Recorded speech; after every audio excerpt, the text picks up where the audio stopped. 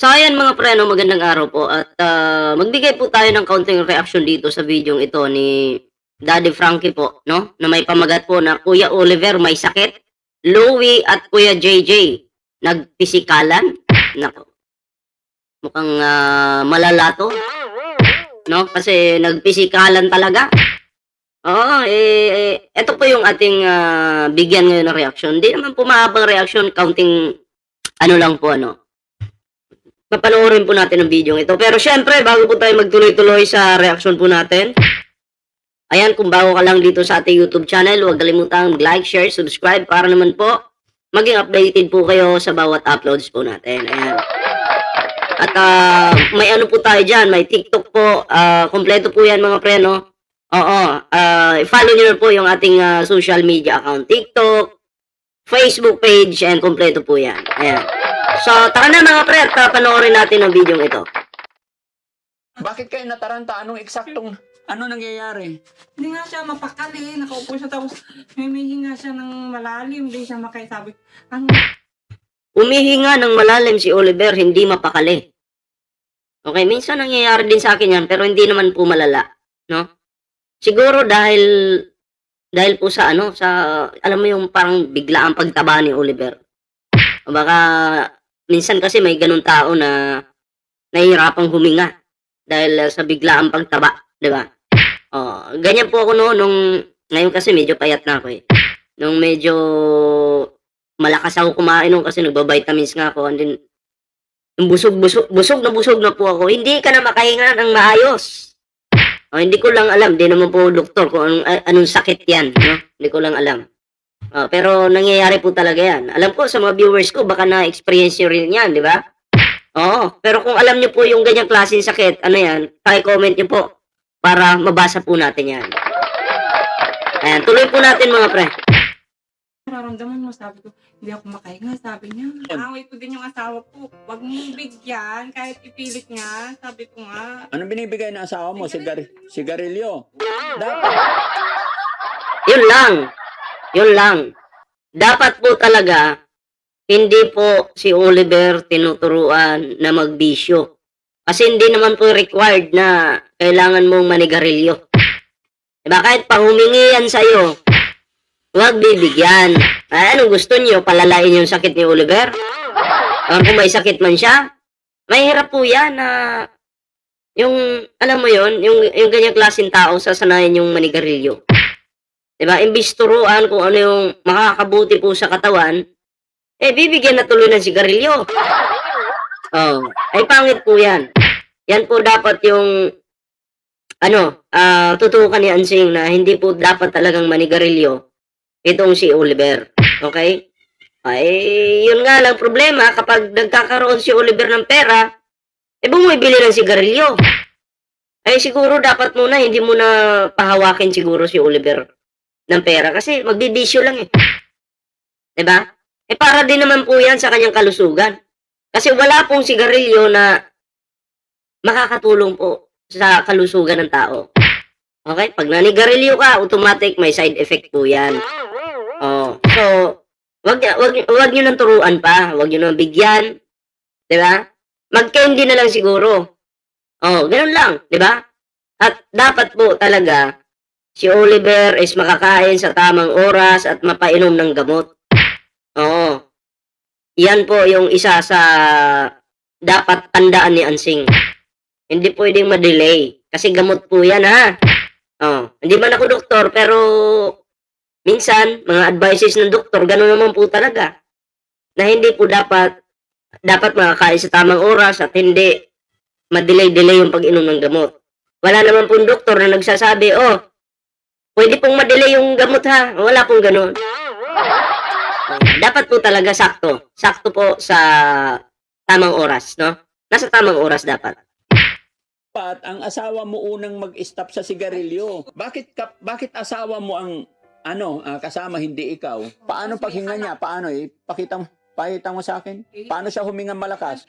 Ganon. Paano? Sabi niya, tapos hindi siya mapakali. Hindi, sige, diretso para alam ko rin gagawin ko. Ganon. Gumaganon siya. Si Kuya JJ, dapat nung tinakbo nyo ng So, malala po talaga kasi yung paghinga, parang hinahabol niya yung hinga niya, no? So, mabuti na lang, nadala po agad sa doktor. Oo, dapat po talaga ganun, aksyonan po agad. Oh, kung tatamad-tamad ka, mahirap po, baka maging huli yung lahat. 'Di ba? So, ganun po, pag nakakaramdam si Oliver ng, yung, ang tawag diyan, hinihingal, 'di ba? Kung malala na, doktor po talaga. Kasi sila po yung makakaalam kung anong klaseng sakit 'yan. Sabi ko nga, nangyayari din po sa akin 'yan, pero hindi po malala. Yung busog na busog ka, minsan nakahiga ka na sa gabi, tapos atakehin ka ng ano, ganyang klaseng paghinga, 'di ba? Naranasan ko na po 'yan, pero hindi po malala. Oo. Hospital ng alas 11, Tinatawag nga siya ng asawa ko, lasing. lasing na naman. Nag-away pa sila. Naku, Nag-away silang magbayaw. Ano ang gabi? nagsuntukan. Patay tayo diyan. Mhm. Ganun pang kwan. Pinagsusuntok pa ako sinuntok ko rin Ah. Ayan na, so confirm na nagsuntukan po si JJ at si Louie. Okay? Oh, syempre, lasing din naman kasi to si naka-Gatorade na naman. Bakit ang tanong, bakit sinuntok? Bakit nanuntok? 'Di ba? Bakit nanuntok? Yun pangit din kay JJ yung malalasing tapos manununtok, 'di ba? Mamimisikal. Oh, hindi po maganda 'yan. 'Di ba? May purpose naman siguro kung bakit ka tinawag. Okay? Pinagtulungan ako Pinagtulungan ka. Sino ba yung kasama ni JJ? Sino ba? Oh. Sino ba yung kasama niya para pagtulungan ka? Baka yung kainuman niya. Tulungan ka suntukin. Tinawag ko lang siya Oo. na susuntukin ako ayaw ko naman masuntukan. Siyempre masakit po yung Oh, pero may sugat ka sa nota eh. So ibig sabihin Naku, nasugatan sa noo. Malala to no? Siyempre masakit po yung Oh, pero may sugat ka sa nota eh. So ibig Ayan no? May sugat po sa noo. Baka dito tinamaan or di kaya nakalmot. sabihin nagpang-abot talaga kayo. Nagsuntukan talaga kayo. Grabe. May ads lang po tayo. Dito po tayo sa dito. Samahan mo kami, bata kami. Lasing yung isa. Oh, ano sabi niya? Galit. Galit na galit. Ikaw Galit. na lang, sabi. So tinawag po si dito sa pagkakaintindi ko sa video ito, tinawag po si JJ. Kasi nga parang yun nga hinihingal si Oliver. Oo. Nag-alala. Gusto mag-away pa sila. Nag-away sila. Para sana makatulong si JJ, no? Kaso mukhang nag-away pa pala. Nag-away talaga. Yun, mga kababayan, mga kabarangay, ito yung problema natin ngayon dahil may isang buwan na ba si Kuya Oliver sa'yo? Hindi ko matanda. Wala pa. Mag-iisang buwan na po si Kuya Oliver at ito nga po, tinakbo sa ospital daw si Kuya Oliver. Pero ang tanong, bakit? Bakit kaya? Sa ano kaya niya yan? Sa pagtaba ni Oliver? No? Kaya kung kayo po, ano yung tawag dyan? Sa ganyang klaseng karamdaman, problema sa katawan, no? Paki-comment nyo nga. Kasi ako, nagkakaganyan din po talaga ako. Pero hindi man po ako nagpapacheck up. Yung sa akin lang is nararamdaman ko pero hindi malala. Pero hindi po gabi-gabi bihira lang mangyari sa akin yung ganyan. Paano yung hingal niya? Paano? Yun. Mga ganun siya, Daddy Frankie. Tapos malakas yung halak niya. Hindi, dire-diretso. Paano? Sabi niya, Diyos ko. Yun. So malalaman natin sa labas ng x-ray niya. Pero okay rin yung ginawa mo na pinadala mo sa ospital para at least Nalala ako. hindi pwede ate Hansing na Tama. ipagsawalang bahala yung nararamdaman niya. Good. Saludo ako sa'yo pagdating doon. Yun lang. Alalayan mo rin kasi yung pag-uutos sa kanya, baka napagod siya. Tapos sabihan mo yung asawa mo na adik. Kung adik siya, huwag niya na idamay si ano. Nag-away kami sa ganyan, sigarilyo. Oo. Sabi ko, miss na hindi niya makita, pinapakita mo. Mm-mm. O, syempre, mainggan nyo yan, manigarilyo. Tapos susunod, itago mo manigarilyo ka. Gaano ba ka-adik sa sigarilyo? Ay, kumatakaw yan, Daddy Frankie. Yan, dyan nga rin kami nag-aaway. Sabi ko, ang mahal-mahal ng sigarilyo, di bili na lang sana ng bagoong. O kaya asin, bitchin. Ay, Diyos ko po. Yan pang binabadgetan mo. Sabi ko, hirap na nga ng buhay. Tama nga naman, no? Kasi yung sigarilyo ngayon, isang stick, 8 yata. Depende po sa pangalan ng sigarilyo, no? O, kung ipunin mo yan, o, di may pambili na para sa bahay, di ba? Pag nasanay kasi yung isang tao, Nag-inom? medyo mahirap. Umiinom din ba yung asawa mo? Umiinom din, Daddy Frankie. Baka nag-inuman silang dalawa ni Kuya Oliver. Hindi naman. Hindi naman. Lagi kong sinasabi, bawal sa kanya yan. Sabi ko, Oo. lagi kong pinapaalala. Wag na wag mong painumin yan. Sabi ko. Sa amin kasi Ate Ansing, Sabi ko, sigarilyo, Daddy Frankie. inom, pinakabawal. Kaya kita mo sa amin, walang problema. Tapos nag-exercise pa kami, basketball, umaga, paliguan. Sa init ng panahon din, kasama rin yun. Sabi ko nga sa tao ko, Daddy Frankie, doon sa pang dinadisiplinado sila. Hindi sila naninigarilyo. Yes, bawal talaga. Yun yung reason kung bakit may gate ako. Kasi useless yung pagpapagamot natin sa kanila. Kaya mapansin mo nung nandoon maraming prutas sa lamisa, yun ang paglibangan nila. Tapos manood lang sila ng TV. Tapos nanonood silang TV, may prutas, minsan sabay-sabay silang kumain doon kay Daddy Frankie sa puder niya. Tapos meron din silang yung umaga nag-exercise po yung mga yan. 'Di ba? So sigarilyo bawal po talaga, bawal. Oo. At sabay-sabay pa silang kumain. 'Di ba? So si Oliver po dapat din ma-exercise, no? Yung mag-jogging-jogging, 'di ba?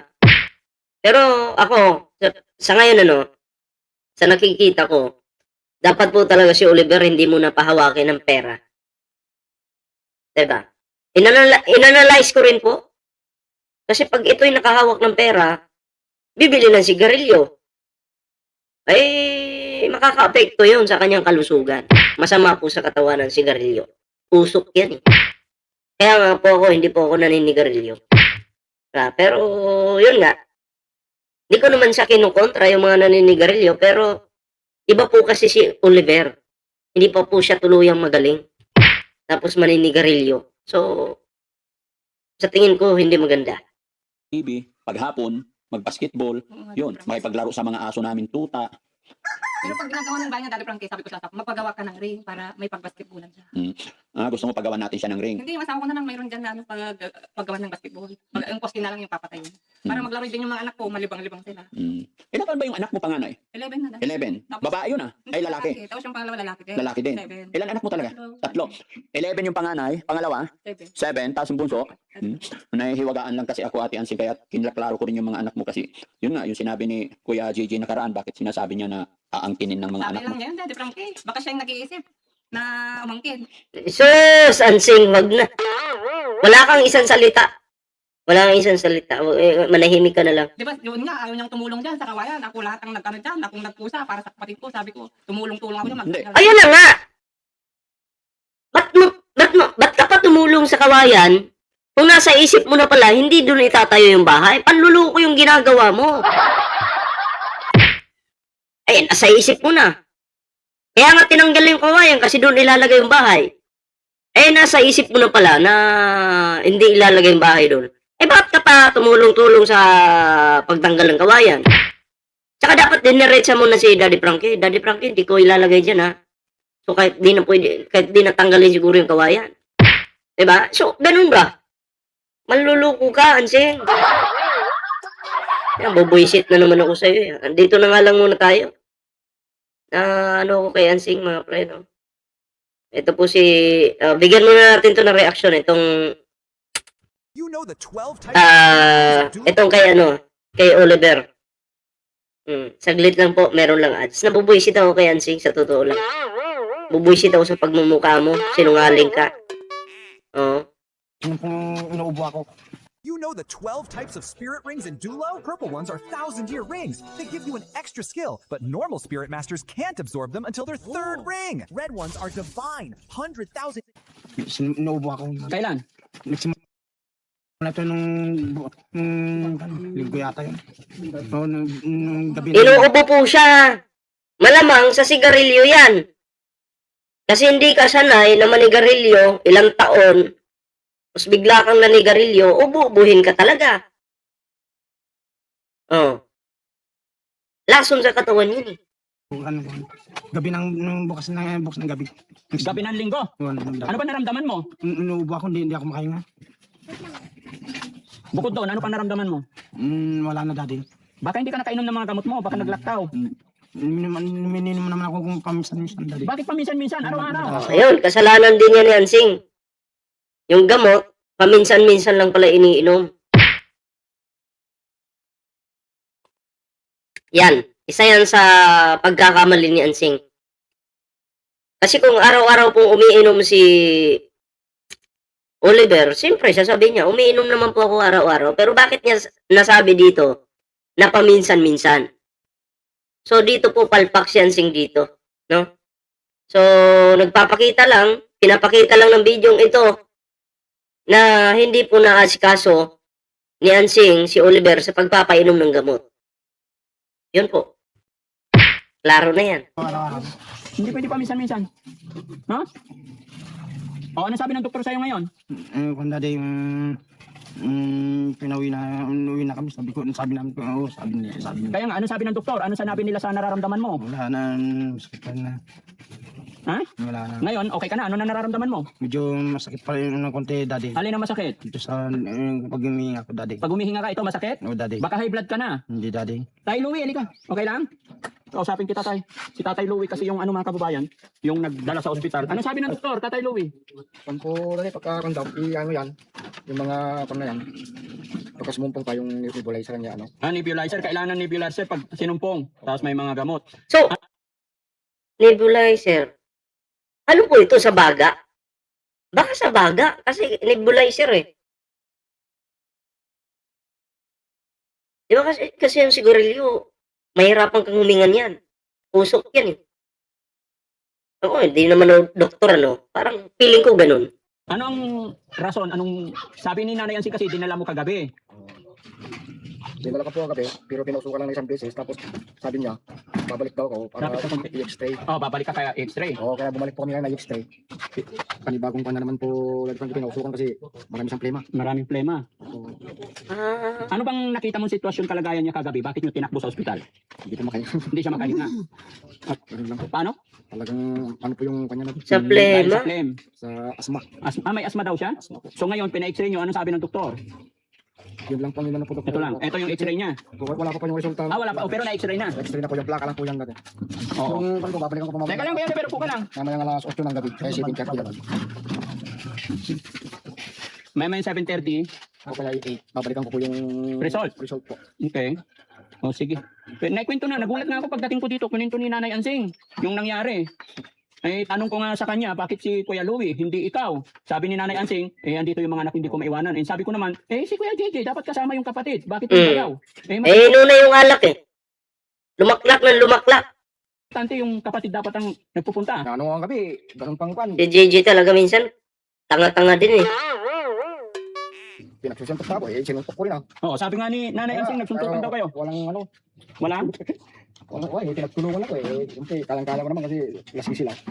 Pinagtulungan ka suntukin. Oh, lasing sila, so ibig sabihin, yung pinagtulungan siya ng kainuman ni JJ. Hindi ko lang din alam kung sino yung mga kainuman niya. Oo. Go. Iyan natin, dumakay nga. Hospital ka ako. Oo. Susuntukin ako ayaw ko naman pumunta. Siyempre, masakit po yun. Okay, sinuntok mo rin. Hindi, nanalag po ako. Oh, pero may sugat ka sa notay. Wala po. Oh, tinamaan din yan. So, ibig sabihin, nagpangabot talaga kayo. Talaga. Nagsuntukan talaga kayo. Oh, namamaga yung kamay mo tay. No? Hindi ko naman, ayaw ko muna sanang nasaktan po ako, kaya gumanti lang po ako. Okay. Siyempre, defense ka ng defense, tuloy-tuloy yung suntok. Paulanan mo na rin si JJ. Diba, huwag mo nang antaying malasing siya ng alak. Dapat malasing siya ng kamao mo. Oo. Iba yung kalasingan ng alak eh. Iba rin yung kalasingan pag tinamaan ka nito eh. Tama lang yan. Suntukin mo si JJ. Ha? Di bali. Wag na natin palakihin yan Tatay Louie. Kaya ako nandito, hihintayin ko siya kung kailan makauwi. Kakausapin ko siya. Para mag-ayos po kami, para ako. Opo, mag-aayos kayo kailangan magsusuri ang bawat isa. Wag na nating isipin kung sino yung may sala. Kasi magkapit-bahay kayo, magkakapatid na, magbayaw. Araw-araw pa nakikita. Opo, napakahirap yung magkapit-bahay na magkapit-bahay na nag-iiringan. Ang ko lang po kagabi kasi, patawagin ko lang po sa para kasama ko, mag-isa lang po ako eh. Opo. Hindi, karapatan mo yun lalo na't kapatid niya yung dadalhin sa ospital. Buti, sumunod yung... Grabe, no?